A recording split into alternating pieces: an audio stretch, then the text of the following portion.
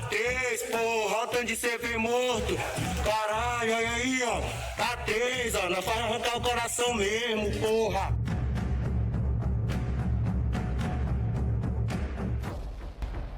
Manhã de 29 de julho de 2019, cidade de Altamira, no Pará. Era para ser mais um dia normal. No entanto, de longe já era possível ver a fumaça vindo do centro de detenção da cidade, onde estavam os mais violentos membros das duas principais facções rivais do estado. No bloco B, estavam detentos de uma facção. No centro, havia um pavilhão de uso comum, utilizado pelas facções em horários diferentes. Logo adiante, o bloco abrigava membros da facção rival. Durante o café da manhã, os integrantes do bloco arrenderam os agentes carcerários, invadiram o bloco do oponente e surpreenderam a todos ao atearem fogo. A rebelião de Altamira é a segunda maior já registrada no país, com 62 mortes, ficando atrás apenas do massacre do Carandiru. No comando da organização responsável pelo massacre estava o réu Luziel Barbosa, que havia sido preso por roubo a banco e latrocínio. Agora, Luziel enfrenta um júri popular em um julgamento que, segundo o promotor, busca justiça, mas não conseguirá reparar a dor que tantos familiares sentiram naquela fatídica manhã.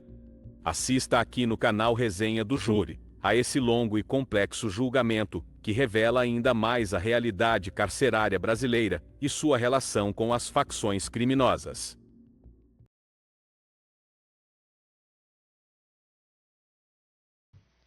O senhor está aqui para falar sobre ela, não é obrigado a falar. Fala o que quiser, se quiser. Se quiser ficar calado, pode ficar, é um direito seu, certo? Antes de falar sobre os fatos, me diga uma coisa: você é casado, solteiro, amigado? Eu sou casado no civil, com a minha esposa que deu depoimento aí. Certo. Você tem quantos filhos?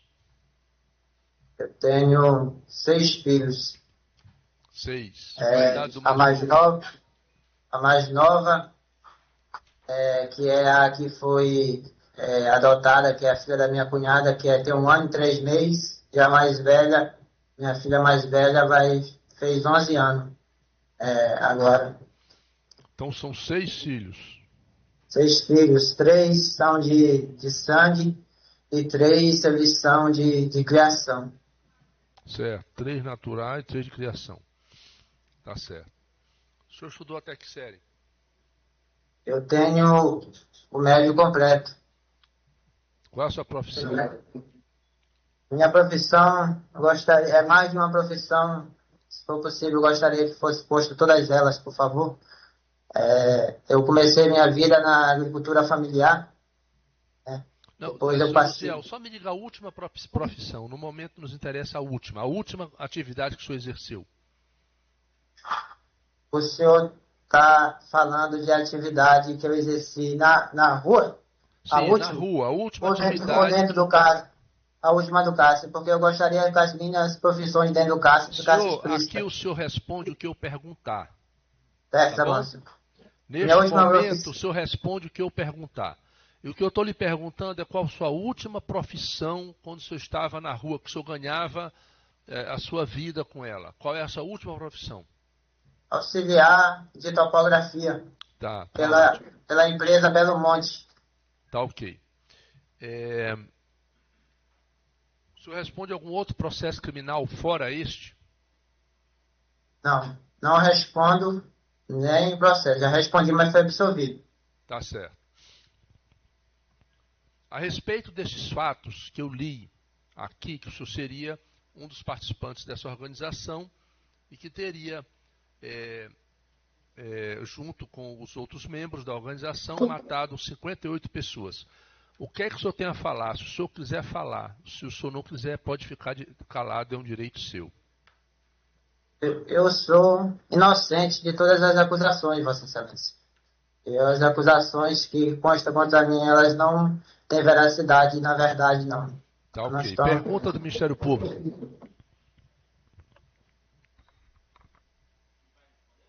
Ele vai fazer o uso do direito espacial, Excelência. Vou fazer o uso do silêncio espacial do Ministério Público. Pergunta da defesa, então. Excelência, é só uma questão de ordem, não é uma pergunta. Ele não vai responder as perguntas do Ministério Público, então, né? Isso já ficou claro para mim. Mas se a defesa concordar, se ele poderia mostrar a tatuagem dele, que ele está de camisa de manga comprida. Se ele poderia mostrar. Não, aí é uma questão do juízo. O senhor poderia tirar sua camisa para a gente ver sua tatuagem, por favor? Levantar ela? Mas qual é o intuito, doutor? Senhor, explica. Eu vou. Depois eu vou. Senhor, por favor, tire sua camisa para a gente ver suas tatuagens. Por favor.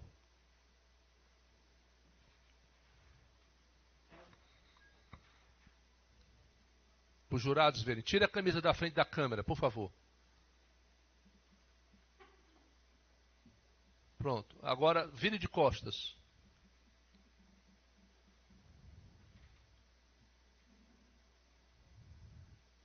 Sente-se um pouco para poder ver as costas. Sente, abaixe-se.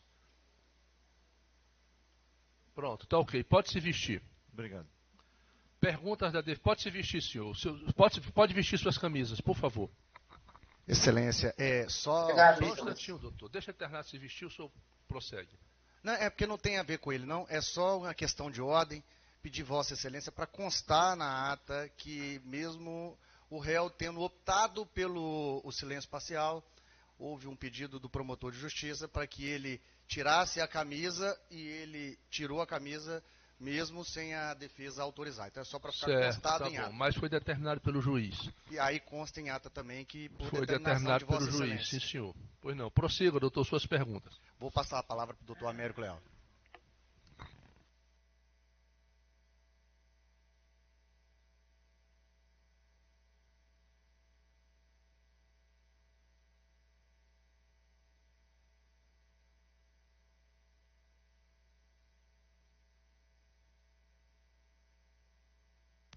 O senhor lanchou, não lanchou, doutor?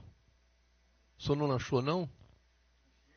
Então, aquela voz poderosa de manhã, doutor. Bom dia, senhor Luciel. Bom dia. Américo Leal falando. Bom dia, doutor. Tá.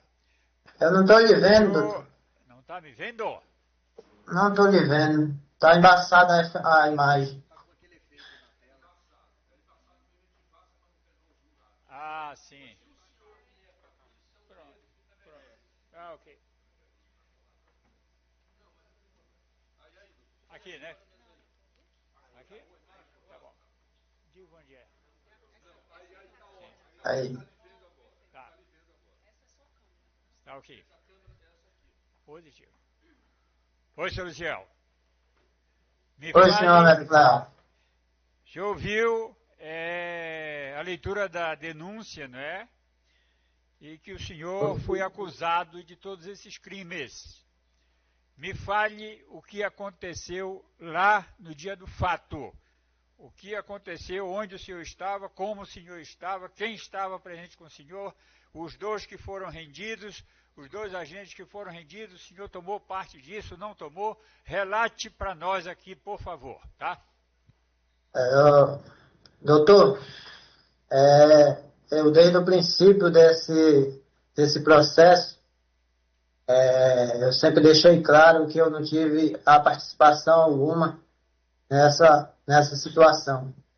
No dia do ocorrido, né, eu já acordei, acredito como todo mundo, acordei com o barulho da questão e os cadeados sendo quebrados, a zoada, e aquilo em si. A princípio, como pelo tempo que a gente vinha tirando de cadeia, a princípio pensei que poderia ser uma fuga ou algo do tipo assim, mas logo em seguida ficou demonstrado pelo barulho quebra-quebra que seria algo realmente fora do comum, seria uma situação mais grave, né?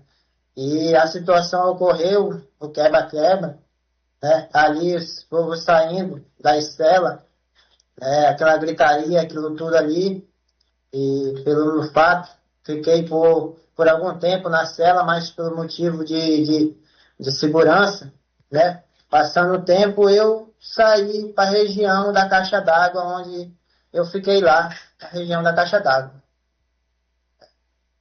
Ou seja, o senhor não teve nada a ver com este fato, não é?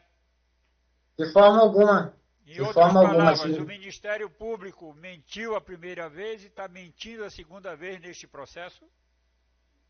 Essa acusação como da primeira, né, que não tinha fundamento algum para me acusar, como nessa, essa acusação é falsa. Eu vou usar a palavra mentirosa porque ela é pesada, mas é uma palavra falsa, que não tem veracidade da verdade nela. Tá, Não existe verdade nela. tá, ok. Agora, me diga o seguinte, o senhor conhecia ou conhece os 2 agentes que foram rendidos e encapuzados? Senhor, conheço apenas o William de 2013, quando eles me jogaram preso por um processo ao qual eu fui absolvido. Sim. Né? Conhecia ele de lá, mas o outro eu não conhecia, não. Ah, Não tinha conhecimento do William, não. O William eu já conhecia porque ele era antigo, né? Infelizmente eu fui jogado no sistema pelo crime ao qual não cometi, ao qual fui absolvido, a promotoria pediu minha absolvição. certo. Eu conhecia ele assim, já tinha visto ele já assim. Tá, outra coisa, a doutora Patrícia, que era diretora da prisão, no depoimento em juízo, não foi neste de ontem, bem, em juízo, está no processo, ela falou que, com ela prevendo que iria acontecer um fato grave como esse, ela comunicou o Ministério Público e toda a direção carcerária do Estado do Pará. O senhor soube desse fato, já que consta também no processo que o senhor, quando em vez visitava a diretora? Que dessa questão de que houve essa movimentação dela nesse sentido de tentar inibir essa rebelião, essa situação que eu soube que ela fez, essa questão, eu não soube não, na questão que ela fez qualquer tipo de movimento nesse sentido, porque eu não tive nenhum tipo de conversa com ela referente a qualquer situação de movimentação que ela ia fazer ou deixar de fazer nesse sentido de buscar prevenir em cima dos rumores, né, e do disse-me-disse que estava ocorrendo na cadeia. Disso eu não sei não. Tá, e aquele bilhete que foi entregue por uma visitante ao William, que repassou ao Ariosvaldo. O senhor soube deste fato que aconteceu lá na penitenciária? Senhor, se eu soube desse bilhete na época, certo. ou chegou algo assim, eu não tenho recordação desse bilhete, não. Eu não tenho a recordação, não. Mas essas situações aí era me disse direto e fofoca, mas eu não tenho lembrança especificamente desse bilhete, não. Não tenho conhecimento dele, não. Vejam, testemunhas do processo dizem que havia ameaças de ambas as partes, do bloco A para o bloco B e do bloco B para o bloco A. Qual era a verdade? Existia ou não existia? O senhor é sabedor disso? Senhor, a verdade, a ameaça existia. Agora, dizer para o senhor explicitamente o grau da ameaça ou o tipo das ameaças, eu não posso dizer explicitamente, mas que havia ameaça, havia a questão do interno passar no corredor, que o corredor era próximo, e xingar e ameaçar, essas coisas era de todo mundo ouvir, porque estava na cadeia e tem coisa que é gritada em voz alta que não tem como você não ter ouvido e não ouvir, é difícil você não ouvir. E o rumores e o boato do dia a dia, uma ameaça daqui, a ameaça de lá, ao qual trouxe inquietação, perturbação, onde foi motivos de oração, motivos de campanha, né? E motivos de outros movimentos que ocorreu até mesmo na rua, manifestações, e essas coisas que se tornou de conhecimento público, né? Quando eu falo público, no conhecimento geral, porque foi no fórum, na frente do fórum, foi na frente da cadeia, cartazes e tudo. Então, eram ameaças que todo mundo sabia, e as pessoas que puderam fazer alguma coisa para tentar inibir, tentaram fazer. As que não podiam fazer nada, era somente orar para Deus resguardar a vida de cada um ali naquele lugar. Para a essência da ameaça. Essas ameaças, as pessoas ameaçadas do bloco A ou do bloco B, ou vice-versa, elas ficavam temerosas, acreditavam nessa ameaça, ficavam em sobressalto, ficavam com medo, ou então excitadas para agredir umas às outras? Senhor, a ameaça, como o povo fala, ela não era... Ninguém desacreditava da ameaça. Ninguém desacreditava de forma nenhuma de uma ameaça, que uma ameaça poderia se concretizar. Devagar, por favor, porque o jurado talvez não entenda. Porque da forma que como o senhor fala, dá a entender que ninguém acreditava. Não, estou falando que ninguém desacreditava, que esse é um tipo, uma palavra que o povo fala aqui, dentro da cadeia, de não desacreditar de ameaça nenhuma. Então, todo mundo acreditava, assim, que poderia acontecer aquele problema. A ameaça era uma ameaça real, que todo mundo acreditava que aquilo poderia acontecer. Realmente, a ameaça era real. Pois é, senhor Luiz, deixa eu falar mais uma coisa para o senhor. Não se esqueça que o senhor está falando para estas 7 pessoas que estão aqui. Está me entendendo? Elas que interessam. Falar para elas que irão julgar o senhor. Vão dizer se o senhor é culpado ou inocente. Entendeu bem? Nós só fazemos aqui avolumar elementos para poder falar a seu favor, tá bom? Então eu vou passar o telefone para os meus colegas aqui que vão continuar fazendo perguntas para o senhor. Eu me dou por satisfeito, ok? Obrigado. Tá. Seu Luziel, eu acho que boa tarde, né?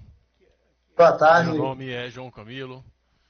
Doutor João Camilo, o senhor eu conheço. O senhor eu conheço. Seu Luziel, eu tenho alguns questionamentos ao senhor e eu quero que o senhor nos explique de forma calma, detalhada, parte por parte. Nós não temos pressa. Seu Luziel, primeiro me explique, para que os jurados do Conselho de Sentença entendam o motivo que levou o senhor a ficar preso no Centro de Recuperação de Altamira, onde ocorreu o massacre. O motivo, doutor, eu fui acusado no ano de 2013 por um homicídio ao qual eu não cometi. Né? O homicídio ocorreu com 6 meses depois chegaram para me prender na residência onde eu estava, né? Ali, e falaram que tinha ali um mandado de prisão para mim. Me encontraram facilmente do meu lado, na minha residência, né, no meu ambiente, perto da minha... E me levaram preso. Até, na época, alguns policiais se demonstraram, de certa forma, até que uns sim, outros não, que surpreso, né, pela ocasião. Porque deixa eu lhe explicar para o senhor, na época que foi acusado, não foi acusado sou eu, foi acusado eu e outro. E prenderam o rapaz, né, e algemaram ele, algemaram eu também, e aí foram e tiraram a minha algema. Tiraram a minha algema. Né? E fui sentar ali, falaram que não tinha nada contra mim. Aí eu fiquei sentado perto do banco que tinha lá, né, em frente à casa. E passando alguns minutos, os policiais falaram da seguinte forma: rapaz, tem um mandado de prisão para você também.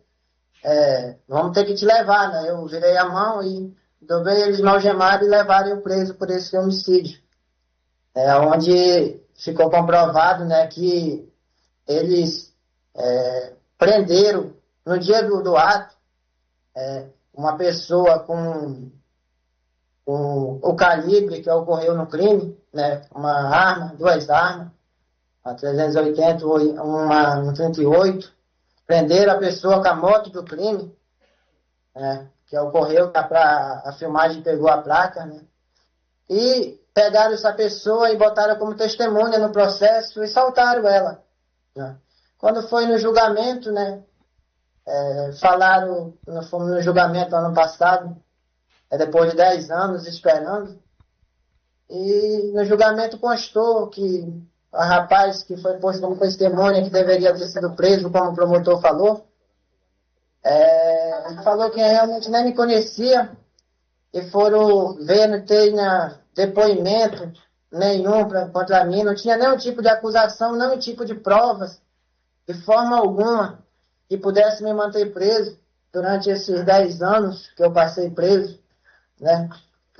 Não existia prova nenhuma, mas o próprio promotor pediu a minha absolvição no caso, né? Mas depois de 10 anos, depois já de tudo isso que a gente já passou, no ano passado.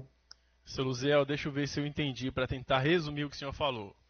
O senhor foi preso pela acusação de homicídio.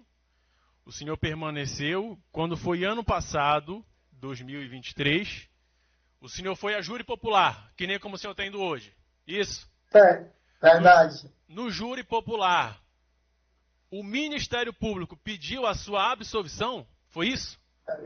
É isso mesmo, doutor João. O próprio Ministério Público pediu a minha absolvição porque, nas palavras do promotor, o processo era um absurdo. O processo era, nas palavras dele, um lixo. Não tinha nada contra a minha pessoa. Não existia nada, realmente, para me ter mantido preso todos esses anos, né?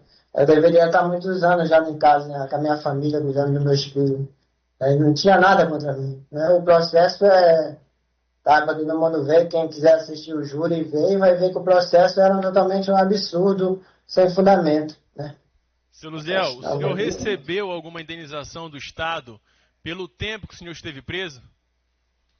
Não, senhor, do Estado não recebi nenhum tipo de indenização até o dia de hoje, não. Infelizmente, o que o Estado tem me dando nos últimos anos é isso que o senhor tem vendo. Está vendo? É prisão, é cadeia, é acusações infundadas. Infelizmente, é doença. É doente, é longe dos meus filhos, longe da minha esposa, longe da minha família. Essas coisas que o senhor é ciente. Seu Luziel, me explique o porquê dessa perseguição contra o senhor. Então, João,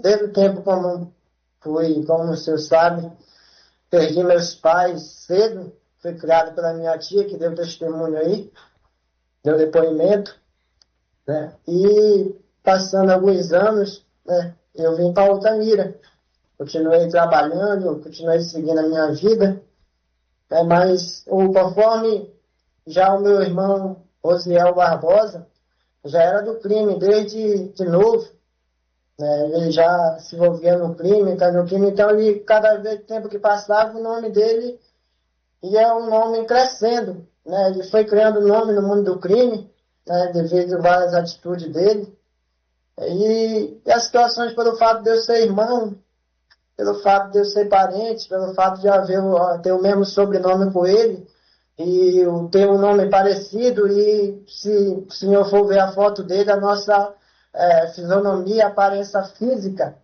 né, por fato de sermos irmãos, ela é até bastante parecida, né, nessa situação de pessoas não só já me confundiram com o nome dele, mas até em aparências físicas eu já fui confundido já nessa situação. Então a perseguição era porque o meu irmão era criminoso, eu era da família, eu teria que ser criminoso também, né? A questão na minha... Esse seu irmão que o senhor menciona, que seria parecido com o senhor, que há essa perseguição contra o senhor referente a ele ainda é vivo? Explique isso para o jurado. Esse é o meu irmão, Rosiel Barbosa. Ele esteve preso, né? Ele começou a puxar a cadeia desde 2008, 2007. Né? Depois ele saiu, ali ficou foragido, né? Em cima de várias acusações. O Estado buscando prender ele, se invadiu, sumiu. Né, e ele acabou sendo morto. A polícia foi prender ele no Mato Grosso do Sul, E acabou matando ele. Esse é do meu irmão, ao qual eu estou me referindo. Meu irmão Osiel Barbosa. Seu Luziel, qual é o seu nome completo? Meu nome completo é Luziel Barbosa. O seu nome não é Luziel Barbosa Maciel de Deus? Não, não. Meu nome é Luziel Barbosa somente. É porque tem essa questão aqui na denúncia. Seu Luziel, o delegado de polícia à época... Doutor, me permita só fazer uma observação sobre isso. Pois não, doutor. Essa história de Luziel Barbosa Maciel de Souza é certamente um erro de digitação. Não, tudo bem, doutor, mas é só deixar para esclarecer, claro que o porque... senhor está dizendo isso, mas é bom que esclareça. O Não, nome perfeito. seguinte era Maciel de Deus, então certamente quem digitou colocou o nome continuamente. Dá para ver que Maciel de Deus é o nome do seguinte. Perfeito, doutor, mas Tá? é só... Então, mero erro de digitação. Isso eu nem observei, eu observar na hora, como ela está valendo e minha garganta está ruim, eu não fui me manifestar, porque me pareceu até óbvio. Perfeito, mas como está na denúncia, a gente precisou esclarecer, mas agora já está esclarecido. Seu Luziel, continuando, o delegado de polícia à época, que conduziu esse inquérito, ele apreendeu alguns cadernos. Dentre esses cadernos, existiam cadernos com anotações de facções, de grupos criminosos. E também, no meio desses cadernos, existiam cadernos da denominada igreja. E tem cadernos aqui, seu Luziel, que consta que o senhor pagava oferta desde o ano de 2018, dezembro de 2018. Era normal isso dentro do presídio, pagar oferta para a igreja, esses atos? Dentro no ministério, dentro do cárcere, né, a gente mesmo paga a oferta, até mesmo é normal também fazer uma campanha onde se pega um envelope, né, onde entrega esse envelope para a pessoa põe ali o pedido dela, né, junto com um valor, né, para participar da campanha, a qual a igreja faz. E foi normal, pelo menos da minha parte, de outras pessoas que têm fé, principalmente eu, membro da igreja, que está escrito, doutor, Malaquias, que aquele que não traz a oferta, ou o dízimo à casa do Senhor, a palavra é dura, é pesada, mas é verdade, mas que ele está roubando a Deus, né? Que toda a plenitude, a terra é de Deus. Então a gente deve tirar ali a nossa parte e dar para Deus. Então eu pagava assim, né? E se eu tiver oportunidade, independente do valor que eu tiver, a condição que eu tiver, a minha oferta e meu dízimo para Deus, isso é garantido, porque eu creio que é o certo a fazer. Seu Luziel, foram apreendidas algumas armas brancas dentro do presídio, e eu vou mostrar para o senhor, com a ajuda do colega. O senhor está verificando na câmera essas armas? Estou vendo. Tá, Estou vendo. tem outras. Tô. O senhor está vendo? Um amolador e outras facas. Certo.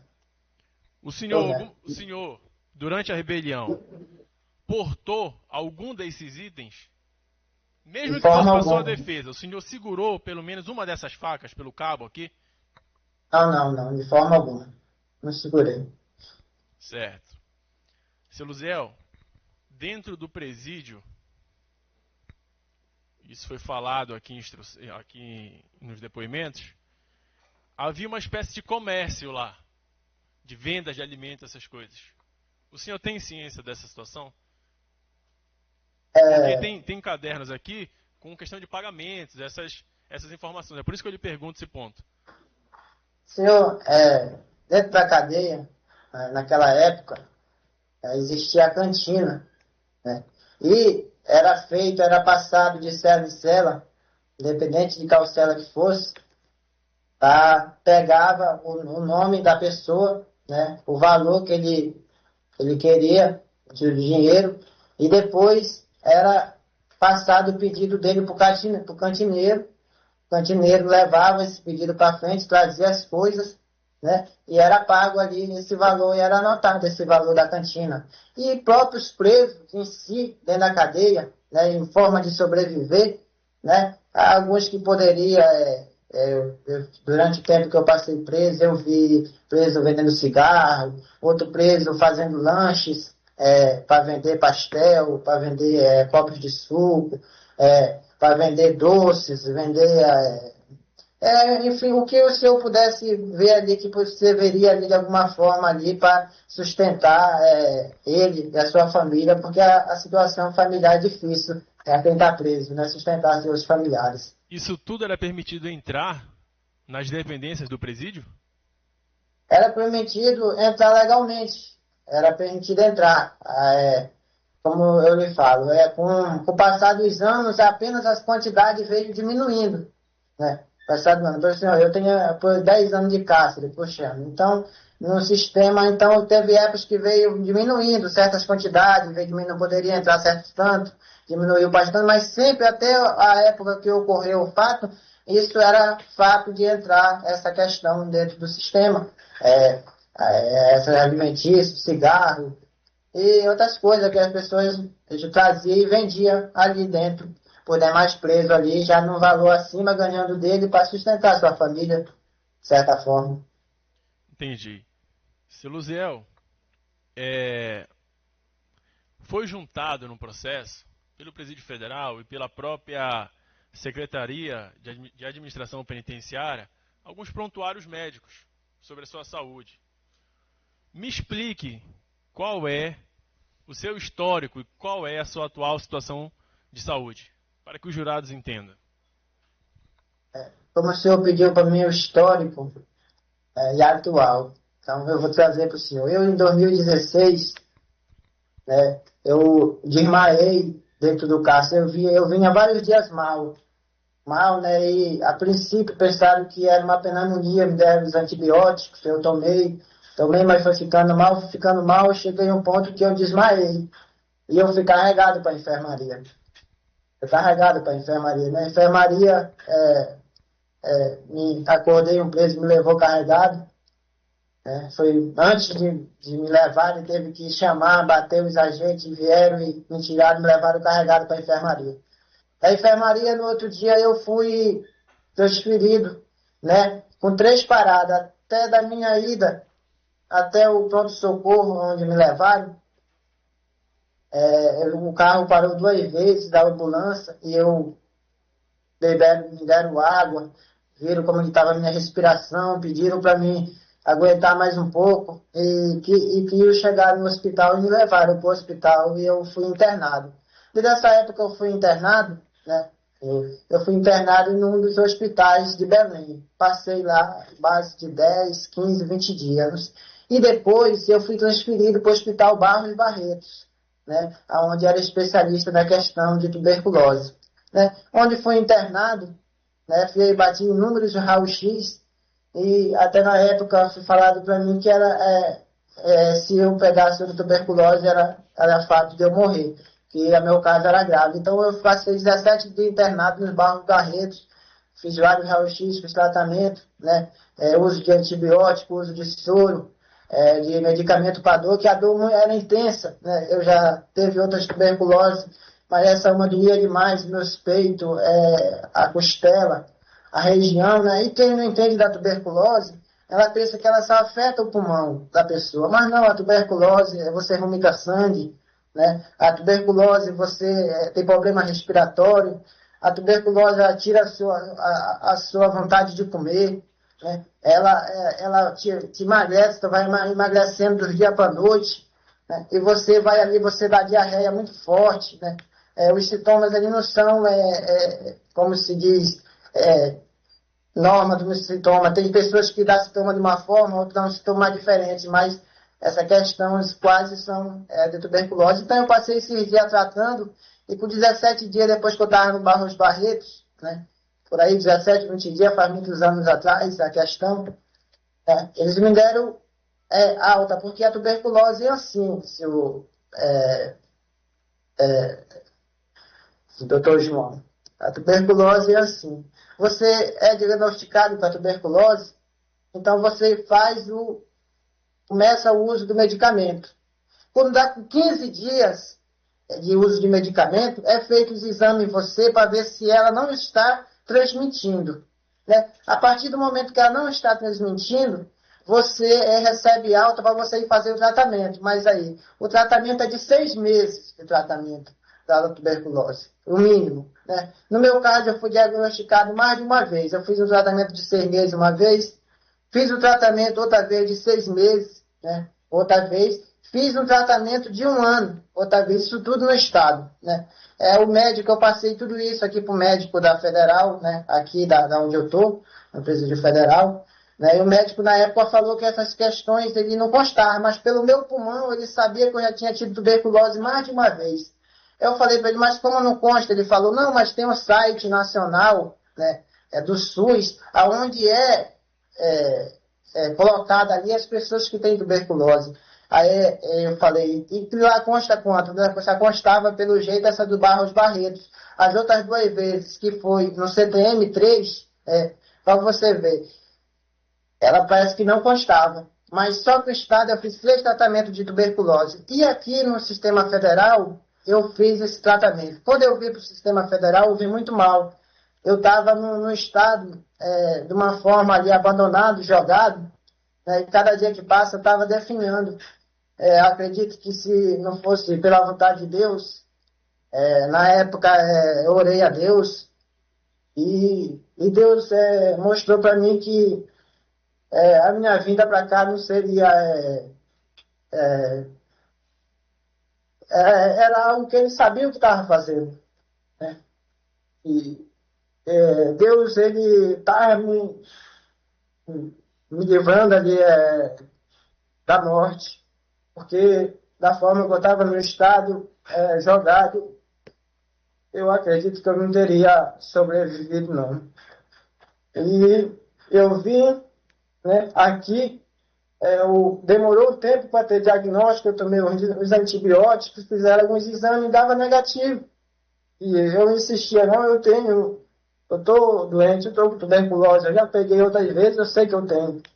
E foi insistido, fizeram os exames mais complexos, bateram o raio-x, bateram 2 raio-x, 2 tomografias, né? Eu passei por infectologista, eu passei pela pneumologista, na verdade a pneumologista, Fernanda, ela me acompanha aqui na unidade federal, né?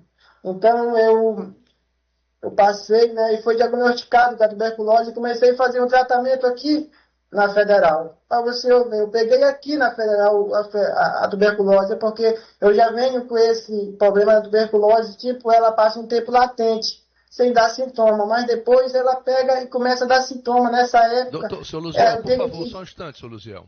Doutores, eu gostaria que vocês fizessem pergunta-resposta. Pergunta-resposta. Por favor. Não é pergunta, discurso. Pergunta, discurso. Por favor. É porque a pergunta... Perguntas objetivas, por favor. Ele escreveu o quadro dele médico, doutor. Era nesse doutor, sentido. Perguntas objetivas. Só finaliza, Luziel, explicando esse ponto que o senhor estava colocando. Então, senhor, só finalizando. Então eu fui diagnosticado com a tuberculose, depois eu fui diagnosticado com outro fungo. Né? E de lá para cá eu vivo assim, da forma que o senhor está vendo aqui. Ó. É pela unidade. É isso, Luziel. Isso é medicamento, isso é para questão do meu nariz, quando me entope, meu fôlego, eu faço uso dele. Isso aqui é o Alenha. Acho que pessoas conhecem o Alenha, a bombinha. Baixe mais um pouquinho, porque não dá para ver aqui na câmera. Isso aí. Aqui, isso é uma bombinha, onde eu uso em questão de crise, né, e para controlar, principalmente quando eu estou falando, falta um pouco de fôlego, eu faço uso. Né, isso aqui é o xarope Código D, que é para controlar a tosse, que eu tenho um acúmulo de catarro no peito e as minhas glândulas, elas têm um problema afastado, então eu tenho esse acúmulo de catarro. E isso aqui é para jogar os catarros que é acumulado para fora. Né? Esses são os pequenos medicamentos que eu trouxe aqui, que eu consegui trazer aqui, porque esses são de emergência, mas eu tenho inúmeros medicamentos para diarreia e outros problemas na cela que eu tenho constância. Eu só estou aqui saindo no banheiro várias vezes porque eu tomei o remédio para conter minha barriga. Então eu estou aqui, é isso, doutor. Meu quadro é esse, doutor. Luziel, nós vamos fazer perguntas para o senhor, e até mesmo para não cansar os jurados, vamos fazer perguntas e aí o mais breve que o senhor puder responder, de forma mais concisa, o senhor responde, tá certo? Se ficar alguma dúvida, a gente pergunta novamente, tá bom? Tá bom. Seu Luziel, o senhor teve algum filho que faleceu durante o senhor estar preso? Doutor João, na verdade, tem o meu filho que faleceu, sim.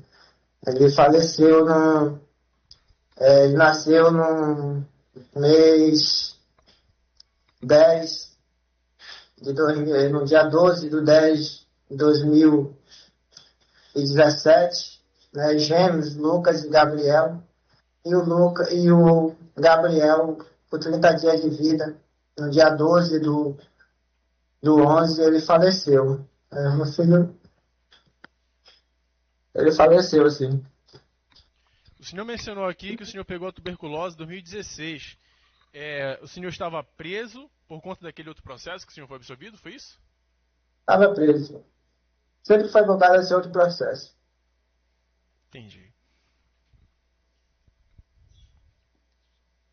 Seu Luziel, há nos autos do processo que muitas pessoas, inclusive o delegado de polícia coloca isso, que seu apelido ali no presídio de Altamira era hebraico, certo? O senhor confirma esse apelido e tem uma justificativa desse apelido, tem um motivo? Eu confirmo o apelido hebraico. Confirmo. O apelido hebraico para ver, né? É um apelido, o nome tirado da Bíblia. Se for uma explicação mais abrangente, mas Vossa Excelência pediu para dar a resposta curta, né? A língua natural de Israel, mas o motivo não é esse. O motivo é que eu explico a Bíblia. Se você pergunta para mim uma passagem e eu busco mais próximo do original, eu trago a palavra. Essa palavra que é traduzida do grego, do hebraico, do aramaico, essa palavra é tal. Ela é traduzida para a nossa língua, é tal língua.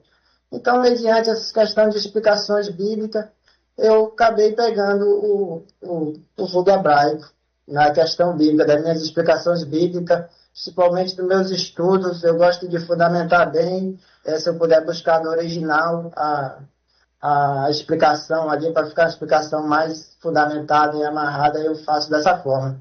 Então, Entendi. quando uma pessoa pede uma explicação, eu explico dessa forma. Então, pegou daí esse apelido da questão de hebraico. Entendi. Agora, seu Luziel, voltamos para o presídio.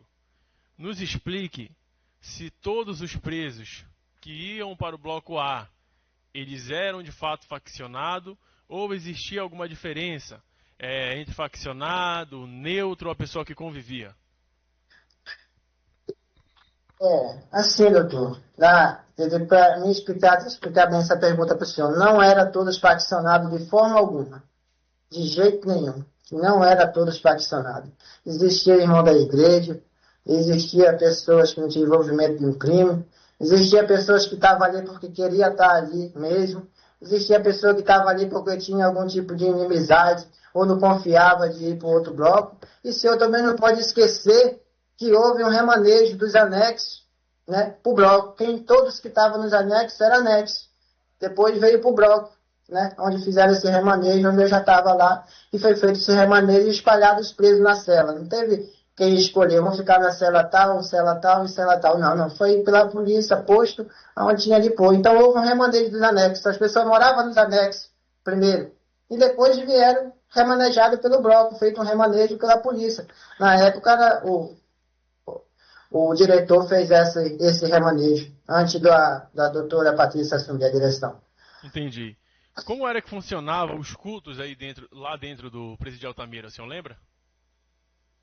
Então, o culto funcionava assim, dia de semana, né, aparecia um, dois pastores, ou mais, né, tinha vez que a gente era agraciado com mais visita de pastor, para a honra e glória de Deus, só que o final de semana, vinha o pastor de fora também, às vezes, mas no final de semana ele ficava por conta da gente, que era o missionário e o pastor de dentro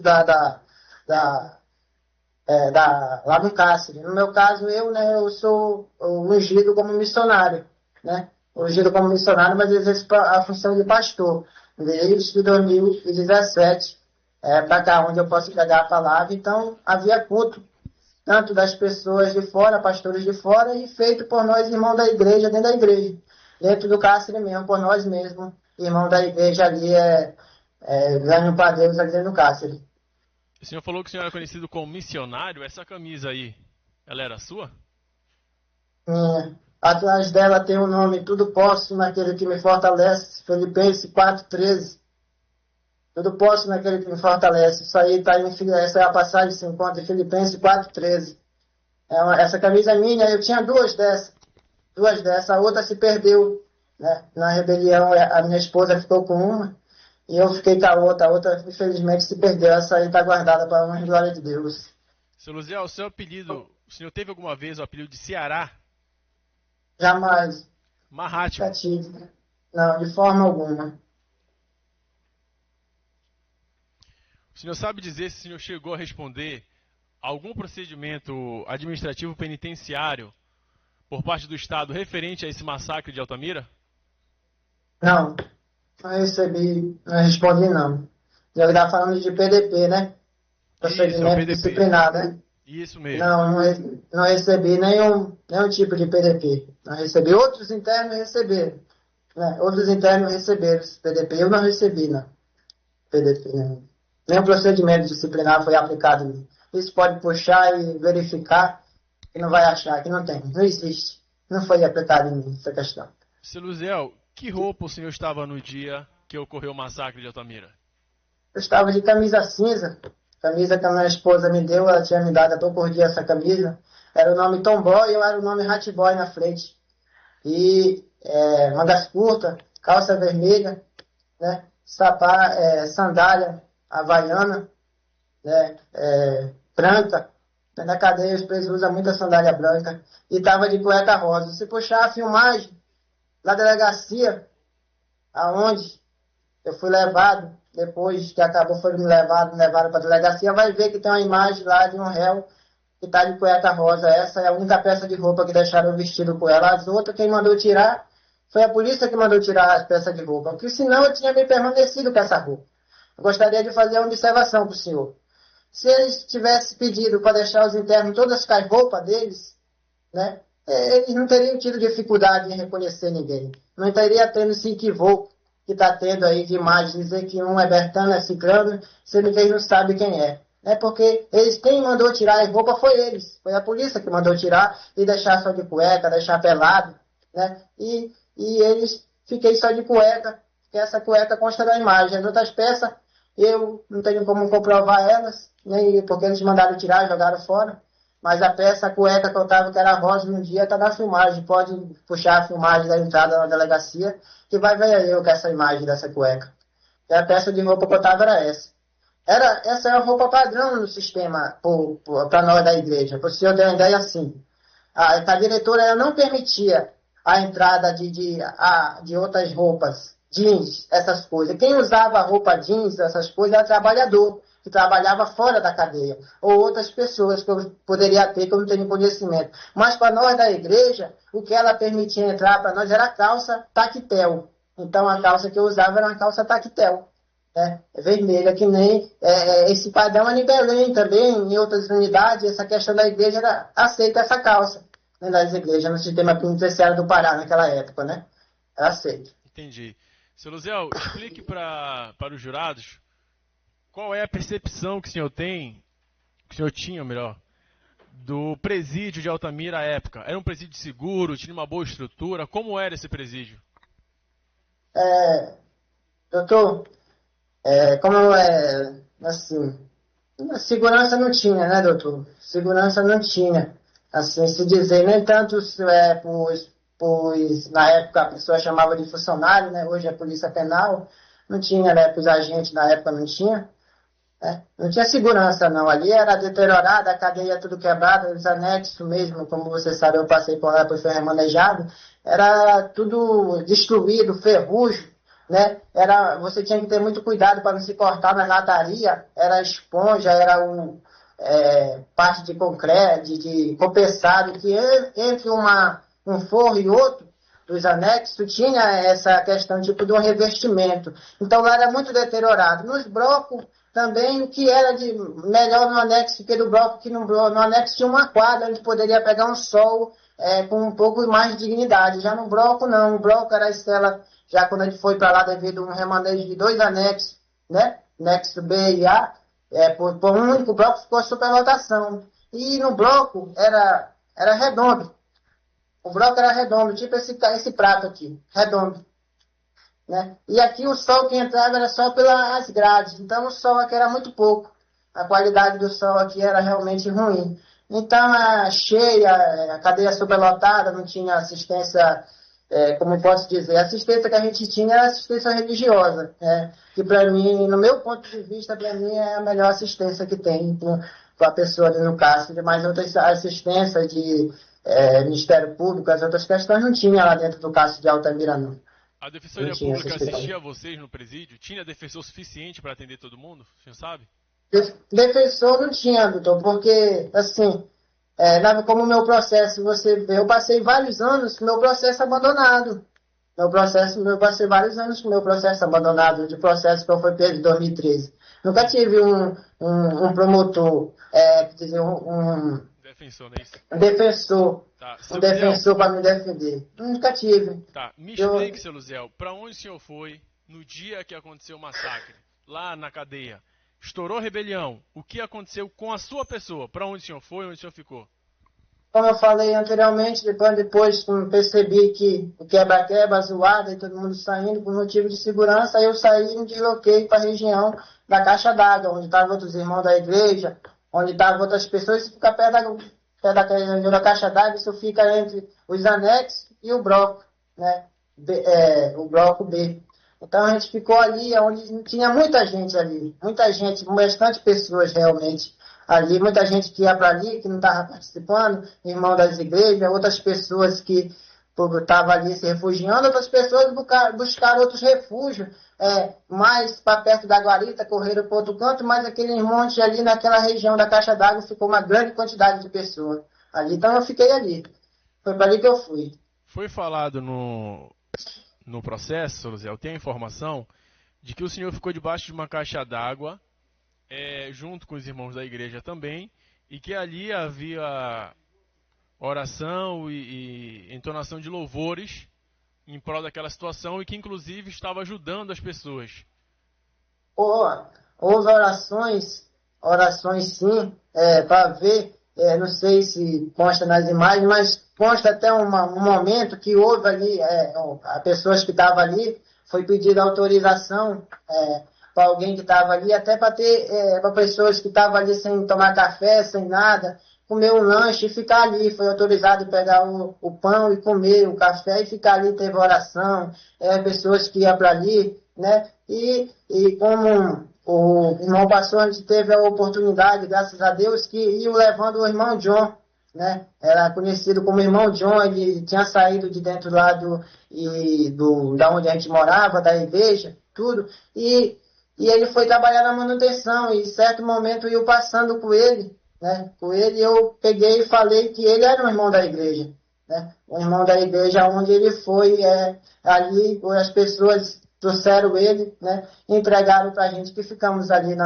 onde estavam ali os irmãos da igreja. Então a gente teve a oportunidade de fazer algum bem naquele dia. Não mal, como as pessoas estão acusando, mas sim o bem. Sim. Seu Luziel, dessa rebelião toda, o senhor perdeu amigos, conhecidos? O senhor perdeu alguém que o senhor conhecia?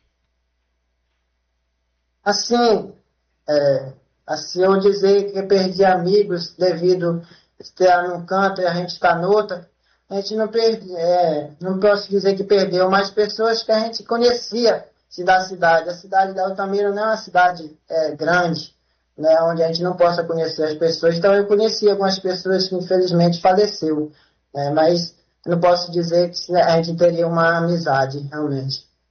Entendi. Na delegacia, foi oportunizado para o senhor ser acompanhado pelo defensor público ou um advogado? De forma nenhuma, senhor. De forma nenhuma. Não foi me oferecido meus direitos, não foi falado de defensor público, não foi falado de advogado, ou de coisa nesse sentido, não. Se tivesse sido falado, com certeza eu tinha buscado de alguma forma e querer realmente alguém presente ali, mas o que foi me dado ali foi pressões para na hora do meu interrogatório. O que eu vou falar para o senhor é extremamente pesado, mas é a realidade. Quando eu fui me dirigindo para dar o depoimento, né, foi tirado eu mais outros para dar o depoimento. Já que a gente foi se dirigindo com a sala de para outra, a gente foi abordado por um grupo de pessoas dali, eu conheço ele, que estava no meio, o doutor Alexandre Trindade, juiz dessa causa aí, que aceitou essa denúncia, e ele estava no meio junto com outros, que no meu ver eram investigadores, ou era delegado, era um grupo de pessoas da polícia, e falou para a gente que queria somente 5 pessoas. Queria somente 5. Ele falou, nós queremos somente 5 de vocês. 5 assumir, está tudo resolvido. Se 5 não assumir, será colocado na costa de todo mundo. Todo mundo vai responder por isso, mas a gente só quer 5. Quando eu fui dar meu depoimento dentro da delegacia, lá dentro da sala, que era uma escrivã, a mulher que estava escrevendo, o senhor delegado falou aí que ele estava presente, todos os depoimentos. No meu ele não estava presente. Quem estava era uma mulher e outro policial civil, né? E outro lá é uma mulher digitando. Tá? Talvez não tenha o nome dela, que era uma mulher que estava digitando no dia, esse depoimento. Mas o que eu recebi aí, esse policial que estava dentro do local onde eu estava depoimento, ele ficava falando para mim bem assim. Aí ele está aí do lado de fora, o juiz está aí fora, delegado de todo mundo. Dessa vez você está lascado, né? Desculpa o palavreado. Dessa vez você vai se ferrar. Dessa vez isso aqui é realmente 5, você precisa 5, conversa. E você só dá 5 para a gente e essa questão está resolvida. Isso aqui é 5 que assume essa questão. Isso que foi aconteceu no meu depoimento. Não houve questão de direito, dado meus direitos, não. E o que o senhor falou sobre essa situação que o senhor está me narrando agora? Que te queria os 5. O que o senhor falou para ele sobre isso? Eu falei para eles que eu realmente não poderia fazer nada referente a essa questão. Eu não tinha cometido nenhum crime, né? Como eu aleguei desde o início, e eu ia seguir negando que eu não cometi nenhum crime, que nenhum tipo de pressão ia fazer eu confessar algo que eu não fiz. De forma alguma, eu não poderia fazer nada por isso. E eu não fui outros enquadrados. Vai existir, o senhor pode ter certeza, que vai existir outros julgamentos, que eu fui desmembrado desse processo, né? Mas existem outros réus. E vai existir outros réus que vai falar essa mesma coisa que eu estou falando aqui, que eles foram abordados. Não, isso aqui é 5 pessoas para assumir isso. Se não assumir, nós vamos botar na costa de todo mundo. Então, isso vai voltar, essa que eu estou falando é palavras verídicas, que isso vai se provar verdade, porque outras pessoas irão falar, porque outras pessoas foram abordadas da mesma forma que esse tipo de pressão psicológica para assumir algo que não fez. Isso, pior ainda, por uma autoridade que estava presidindo que ia receber o inquérito, que era para receber a denúncia. Ele não poderia de forma nenhuma, no meu entendimento de leigo, estar ali misturado naquele momento ali, junto com a investigação, com o povo que estava fazendo a investigação ali, influenciando dessa forma, dizendo para a pessoa assumir isso e aquilo. No meu ponto de vista de leigo, se eu estiver errado, que os jurados me perdoem, todos me perdoem, os senhores jurados, senhoras juradas, porque eu realmente não sei se isso é certo. Se foi correto ele fazer isso que eles fizeram comigo. Entendi, seu Luziel. Seu Luziel, perante esse conselho de sentença, a mais alta corte paraense que está reunido aqui, o senhor cometeu essa rebelião? O senhor liderou essa rebelião? De forma alguma, eu não cometi rebelião nenhuma, eu não liderei nada. Desde 2017, que eu não tenho envolvimento nenhum com crime, não faço parte de crime, não foi envolvimento com nada do crime. Não tinha possibilidade de eu liderar, de eu fazer alguma coisa. Se eu tivesse tentado fazer uma questão dessa, eu não estaria vivo, eu estaria morto. Isso fugia totalmente do padrão, eu seria morto se eu tivesse tentado fazer uma questão dessa. Não estaria vivo aqui. Por quê? Nos explica. Senhor, como o senhor sabe, desde o meu primeiro depoimento até o presente momento, eu nunca neguei que eu fiz parte da organização lá no passado. E que em 2017, né, no mês 11, dia 24 do mês 11 de 2017, eu me converti à igreja.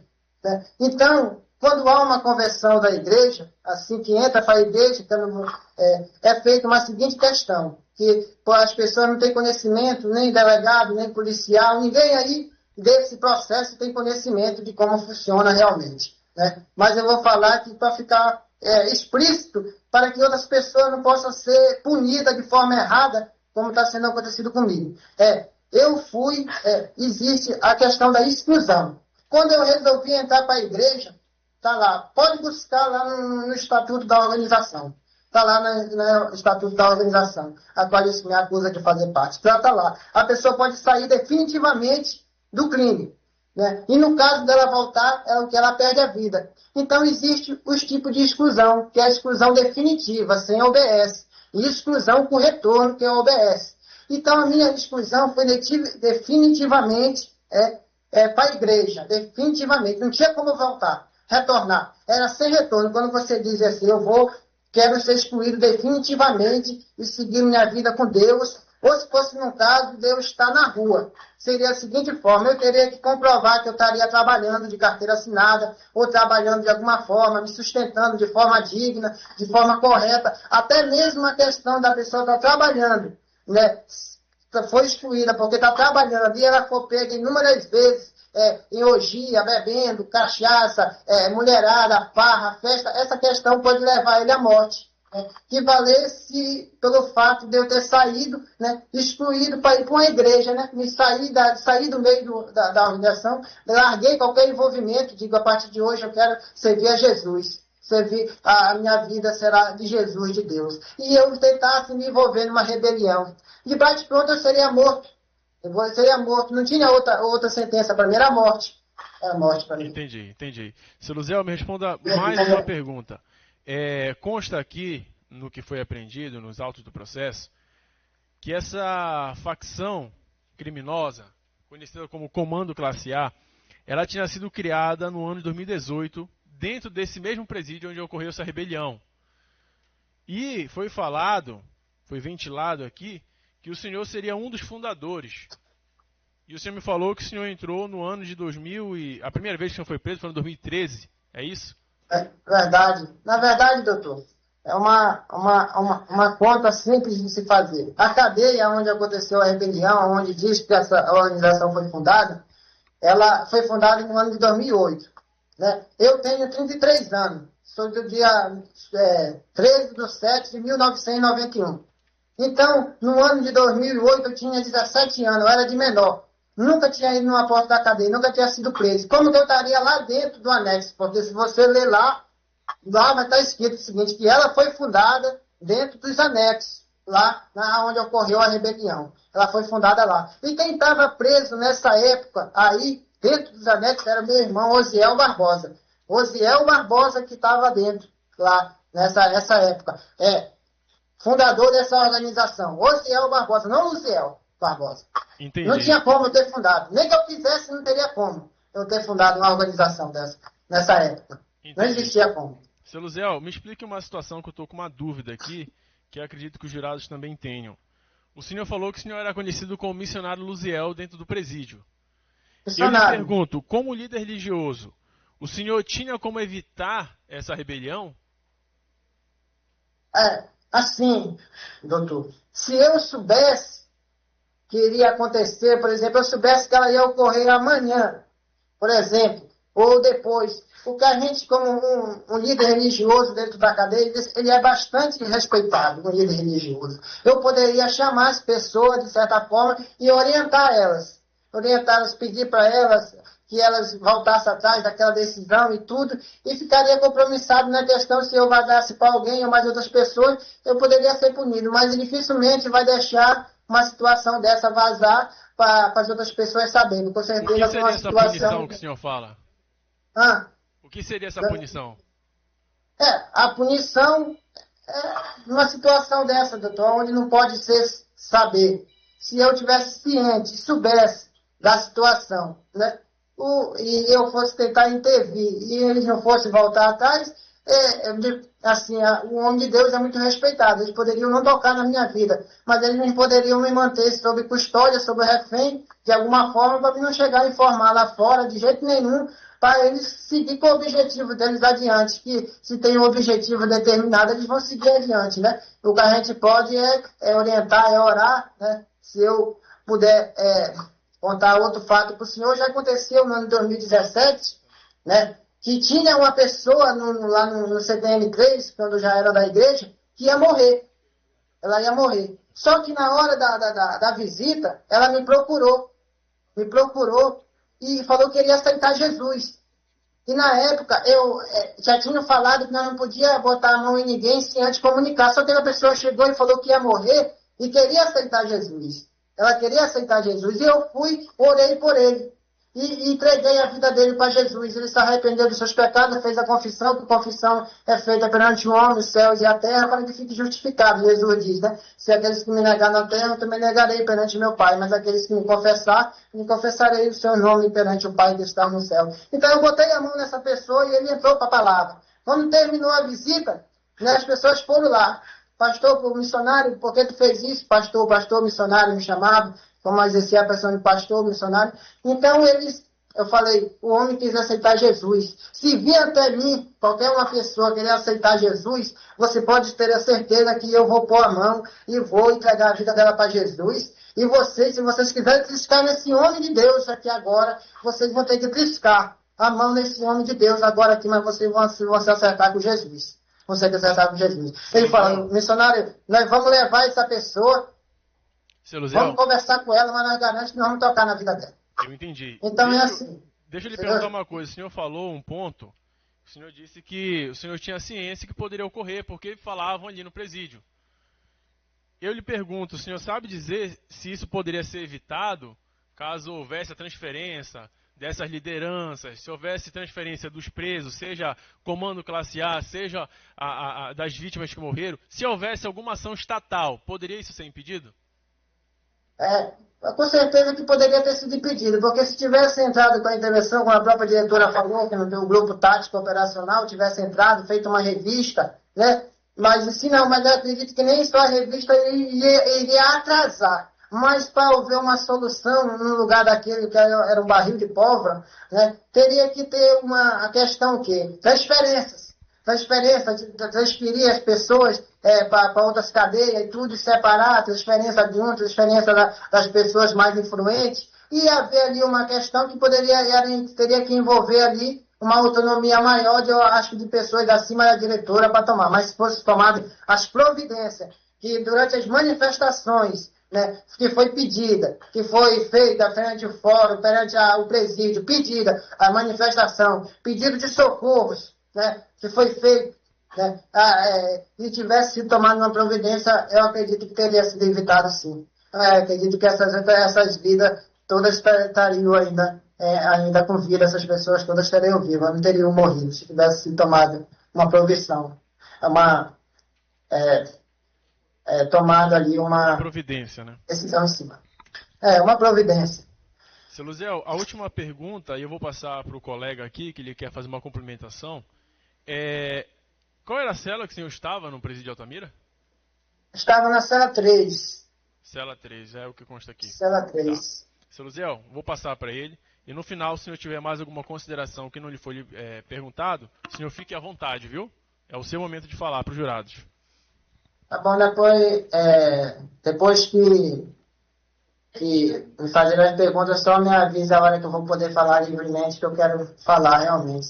Luziel, boa tarde, meu nome é Fabiano Lopes, faço parte da sua defesa. Eu vou começar perguntando você por uma pergunta que a jurada fez hoje aqui, tá certo? Eu queria que você respondesse. Uma das testemunhas que veio aqui hoje, inclusive um irmão seu de igreja, estava lá preso com você, disse que realmente você se batizou em Belém, depois foi transferido para Altamira, continuou lá na palavra, mas que você teria em um período desviado. E aí a pergunta que veio dela é o seguinte, o que é desviar? Perguntou para ele. Eu gostaria que você respondesse. O que é esse desvio? Por que isso aconteceu? O que como que funciona? Na minha situação, doutor, eu acredito que foi um equívoco da parte, realmente. Porque assim, eu troquei de ministério. Né? Eu fui batizado pela Assembleia de Deus. Né? Fui batizado pela Assembleia, me converti pela Assembleia de Deus. E depois por certos tempos, eu passei a ser acompanhado, né, pelo pastor Marcos, da Damasceno, da Igreja Pentecostal Atos do Apóstolo. Então, eu apenas troquei do ministério para outro. Né? De forma nenhuma eu me desviei dos caminhos do Senhor. Só para que ela de forma entender, nenhuma. você então trocou de ministério. Você Troquei. congregava com o pastor, que inclusive foi testemunha aqui no processo, e depois foi congregar na Assembleia de Deus. Foi isso? Não, na verdade, assim, como eu fui batizado pela Assembleia de Deus, todo mundo assistiu o batismo, então todo mundo tinha ciência que eu ali, pela questão, hoje eu era da Assembleia de Deus. Mas a partir do momento que eu cheguei em Altamira, eu passei, como o pastor Marcos já morava ali, eu já conhecia ele há muito tempo, né? Eu passei a seguir o pastor Marcos, que era meu pastor da Atos do Apóstolo. Então não foi um desviamento. Eu apenas deixei a questão do ministério de lado e passei a seguir outro ministério, que é o Atos do Apóstolo, mas que não houve desvio da minha parte da palavra do Senhor. Pergunta, vamos para a próxima. Você disse ao doutor João Camilo que você, no dia dos fatos, estaria na cela de número 3, é isso? Número 3. Mas você também já esteve em outras celas lá, durante todo o período que você ficou? Doutor, deixa eu lhe explicar, que nem eu expliquei anteriormente. Já tive em outras celas, sim. Quando houve o remanejo dos anexos para o bloco, foi aquilo. Foi jogado todo mundo espalhado no canto. Ela não teve cela espalhada. E outra coisa que acontecia, essa questão, que era autorizado. Devido Seu a Luciel, grande... quais foram as celas que o senhor passou? Só isso, eu digo o número delas, por favor. Qual é o nome da cela? Que o senhor passou, foi a pergunta do advogado, foi essa. Quais foram as celas que o senhor passou? Da cela número 3, quais as celas você passou? Doutor, eu passei em quase todas as celas. Eu passei na cela 3, eu passei em cela 4, eu passei em cela 7, eu passei na cela 1, eu passei em todas as celas. Tá na bom. atuação do ato, eu estava na cela doutor? 3. Excelência. Luziel, vou mostrar aqui na tela, que eu não sei se... acho que vai embaçar, não vai? Estou vendo. Mas eu tenho aqui em mãos um documento que demonstra o seu batismo. Dia 10/12/2018. Pertence a você esse batismo? De qual congregação é esse batismo? É da Assembleia de Deus. Batismo da Assembleia de Deus. Pertence a mim, sim. Pela ordem, eu pediria que o doutor demonstrasse o ID nos autos em que está o documento. O ID do documento, doutor. Vai passar aqui, excelência. Um processo grande, eu não sei de cabeça. E se está dentre aqueles que está permitido para utilizar, para exibir? Dos que foram, não podia ser mostrado, né? Sim, esse... Faz parte? Hã? Doutor, faz parte do conjunto que não pode ser mostrado. Tá, então não foi mostrado, porque nem deu para mostrar, excelência. Embaçou, não foi mostrado. Tá, então, por favor, pule esse documento. Excelência não pode nem mencionar isso Questão de ordem, em plenário, nem fazer foi feito um acordo menção. com o Ministério Público, com o doutor Murrieta, nesse sentido, que não exibiríamos alguns documentos que a defesa não vai exibir, como acordado com o promotor, e o restante poderia exibir, que era esse documento que eu não... Doutor Murrieta, está de acordo?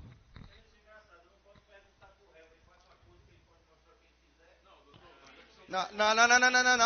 Não está sendo mostrado o que quiser. Está sendo mostrado aquilo que foi acordado.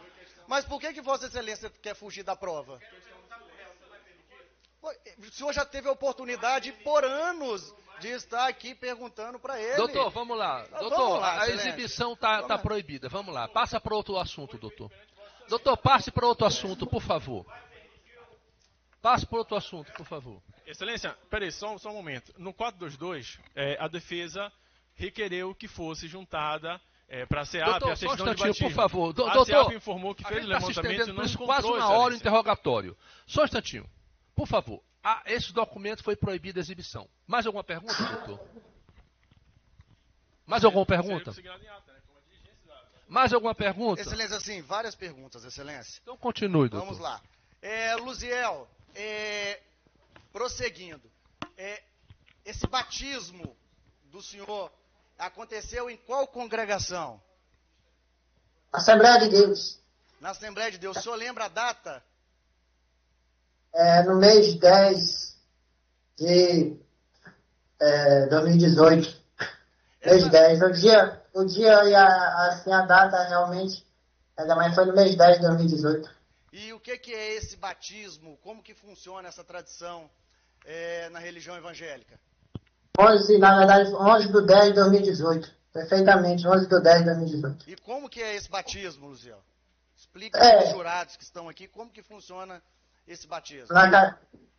Como a minha conversão ela aconteceu no dia 24 de 11 de 2017, né? Então eu fui batizado já no dia 11 do 10 de 2018. Pois é, mas como é que funciona? Como é que é esse batismo? Como que funciona? Dentro do sistema, funciona que a minha esposa deu uma explicação para os senhores jurados, bem que ela é evangélica, vou explicar novamente. Dentro da cadeia, eles levam uma piscina, naquela época levavam uma piscina, né? Levavam uma piscina, daquelas piscinas de borracha, né? Enchia ela de água ali, e a gente é submerso, né? E é batizado em nome do Pai, do Filho e do Espírito Santo. Então, pega a gente e mergulha dentro da água, né? Submerge, a água cobrir, e aí é onde a gente é batizado. É feita as perguntas, a gente respondemos, e é feito o batismo em nome do Pai, do Filho e do Espírito Santo. Eu mesmo gosto do batismo simples nesse sentido, que é o batismo que eu vejo que está na Bíblia. Luziel, o que eu até questionei para uma testemunha, um dos agentes penitenciários, porque chega a informação nos presídios, no serviço de inteligências do Estado, que alguém é faccionado. Eu perguntei para ele se existe também uma carta de demissão. Como que pede demissão para uma facção criminosa? Como é que sai? Esse batismo da igreja, ele é uma carta de demissão da facção criminosa?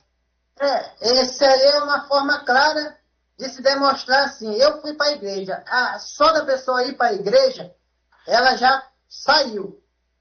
É a forma de sair que não tem como impedir a pessoa quando ela vai para a igreja, não tem como impedir. Ela vai para a igreja, ela tem que sair.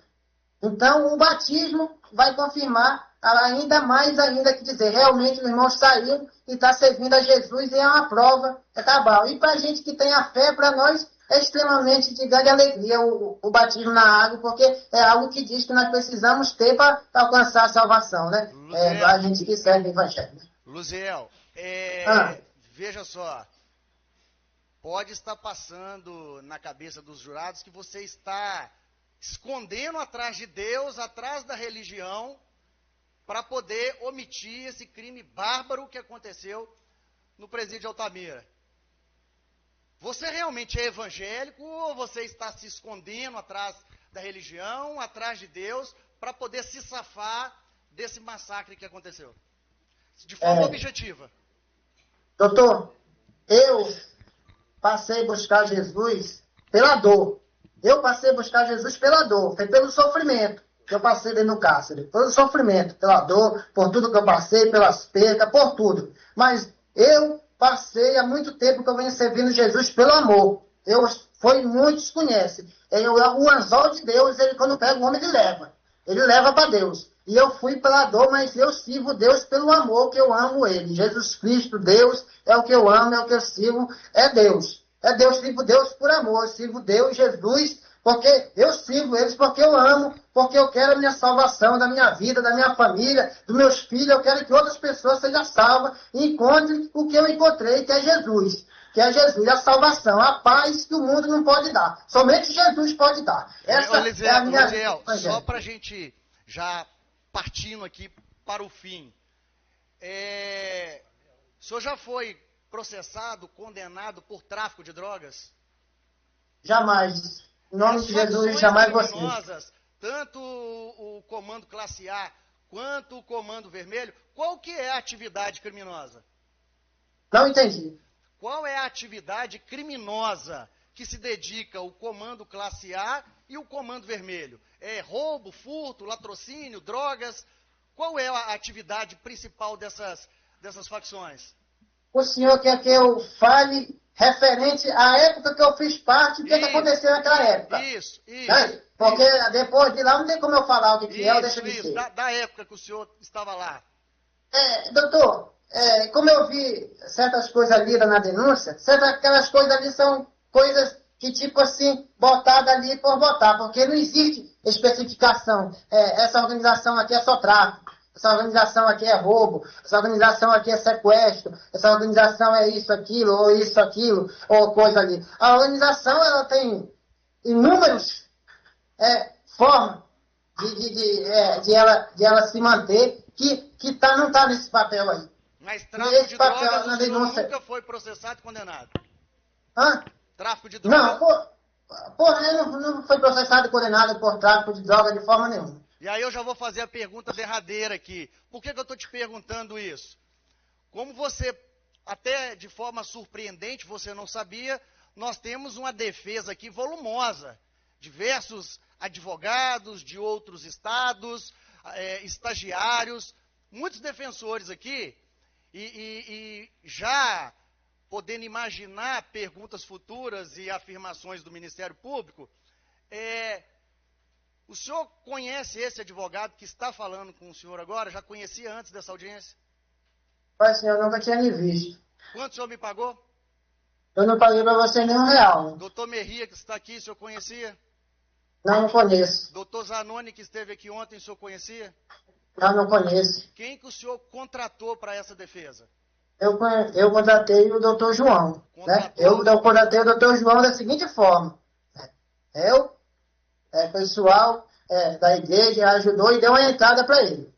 Mas uma entrada para ele. Trabalha com o doutor Américo Leal, que é o advogado mais importante do estado do Pará, quiçá se não for o advogado mais importante do Brasil, que é, na minha opinião. Sabia que o doutor Américo também trabalharia para o senhor? Senhor, eu conheço o doutor Américo Leal por nome. Né? A procuração que eu assinei e com quem eu conversei foi com o doutor João. Né? O nome do doutor Américo e de outro advogado que consta na procuração, essa questão é com o doutor João. O doutor João convidou o senhor, convidou outros advogados. A questão, essa aí eu não sei. Como é a conversa com o doutor João conversou com o pessoal da igreja, né? Foi combinado dele resolver o caso. Né? E ele resolvendo... Ontem sua esposa, ela afirmou que ela tem sobrevivido, mas a sua filha... trabalhando como manicure, pedicure, em trabalhos de sobrancelhas. Como que o senhor está pagando uma banca como essa que está trabalhando para o senhor aqui hoje?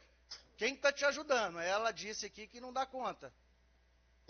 Quem está me ajudando é a igreja, senhor. Quem está me ajudando é os irmãos da igreja. O senhor pode até pensar que devido a eu ter sido acusado disso e tudo, eu não tenho uma influência no mundo evangélico. Eu não tenho conhecimento, as pessoas não me conhecem. Esse lugar aqui não me freou de eu ter meu contato com o mundo evangélico. Eu mandei para mais de 500 cartas desse lugar. E nunca uma carta minha foi vetada por qualquer tipo de erro. E eu mando estudo bíblico, e como não foi permitido que eu colocasse ali na minha profissão, eu sou compositor de louvor, tenho mais de 80 louvores, eu tenho mais de 120 poemas, né? Eu tenho composições, estudo bíblico, eu tenho muita coisa. Então a minha influência no mundo evangélico, esse lugar não me impediu. Satanás pensou que eu ia vir para cá, e aqui eu ia ser impedido de fazer a obra de Deus. Mas eu não fui impedido, não. Aqui eu continuo, desde quando eu cheguei nessa unidade, eu sou dirigente de culto aqui. Todo final de semana, ou na quinta, ou no sábado, ou no domingo, nós temos culto e eu sou dirigente. Luziel, se quiser puxar, aí tá aí a filmagem. Essa pergunta, Luziel. O senhor pagou o doutor João Camilo? Tem pago? Paguei a parte dele que foi combinado com ele, com os irmãos da igreja combinaram com ele. Agora a parte que eu paguei ele, como que eu vou pagar? Eu não tenho condição nem de sustentar meus filhos. E já para finalizar e encerrar, e como derradeiro está aqui o conselho de sentença, 7 juradas e 1 jurado que vão decidir a sua vida.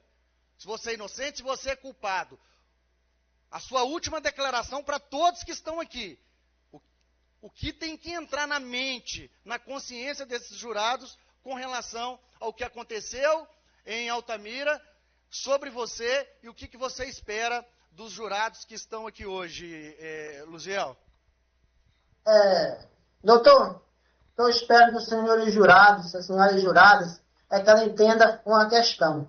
Eu não tive nada a ver com essa situação que ocorreu. O meu nome foi vinculado de forma equívoca, de forma errada. Né? Não existe provas, nada que me ligue a esse crime. Eu, de livre e espontânea vontade, quando falaram para mim de perícia, eu falei, vamos fazer, que eu não devo nada. Eu mesmo desde o meu primeiro depoimento, eu sempre falei em juízo. Se quiser fazer o exame de escrita, fazer qualquer tipo de depoimento, é certo que está em lei que o réu não pode constituir prova contra si mesmo. Mas eu sempre tive a disposição para fazer qualquer tipo de exame, de perícia, de qualquer coisa para comprovar que eu não devo. E é isso que está mostrando aí que ninguém falou que eu cometi crime nenhum, porque eu não cometi crime nenhum. Então eu espero que o senhor jurado, perante a lei, perante a justiça, perante o que é correto, perante o que é certo, que eles me absolvam de todas as acusações, porque eu não devo das acusações. Né? Está sendo provado nesse tribunal aí que não tem prova contra mim, eu não fiz nada disso. Eu sou inocente. Eu peço que o doutor jurados me absolva. Eu tenho família, eu tenho filho, eu tenho esposa, eu tenho minha vida para criar. O que eu posso fazer, eu lamento muito por o que aconteceu com os outros, mas eu não posso pagar pelo erro ao qual eu não cometi. Eu não posso pagar pelo erro ao qual eu não cometi, doutor. Então eu peço que os senhores jurados me absolvam. E Luziel, quem vai cuidar do seu filho, da sua esposa, caso você seja condenado? Meu filho, minha esposa, como ela falou ontem, ela até foi questionada de uma forma assim, realmente ver se ela era minha esposa, se ela conhece minha tatuagem, conhece isso, conhece aquilo. E nós somos casados no civil, se quiser provar, está lá o nome. Nós somos casados no civil, isso é prova clara que ela é minha esposa, né?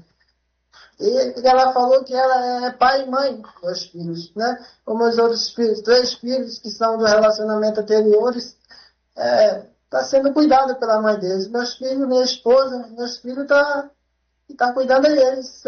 Sem eu lá fora, eles vão continuar seguindo dessa forma que eles estão seguindo. A mãe sendo mãe e pai lá fora. Mas eu mesmo, desse lugar e de qualquer outro lugar, eu sempre busquei ser presente, né, na vida dos meus filhos, por carta, por desenho, por mensagem, por recado, por qualquer forma que for, de ser presente na vida dos meus filhos. Então, se eu for condenado, eu não sei o que vai acontecer com meus filhos, com a minha esposa, mas eu entrego na mão de Deus. Depois que a gente entrega a vida para Deus, a gente tem que confiar em Deus que Ele vai fazer o que é melhor por nós. Eu sei que, da onde eu saí, para onde eu vim, para servir Deus, o que Deus... O homem ele olha, o homem ele, como está lá na palavra de Deus, em Ezequiel, que diz, né, a palavra de Deus diz que o seguinte, que o homem, o ser humano, ele olha para o exterior, olha para fora, para a aparência, olha para o que ele está vendo da pessoa. Mas Deus, ele olha para o coração. Deus, ele conhece o meu coração, a minha sinceridade. E se chegar a acontecer isso, Deus vai cuidar dos meus filhos. Deus vai dar um jeito. Luziel, obrigado.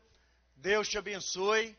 Que desse julgamento não venha vindita, vingança, mas que se faça justiça e fica com Deus.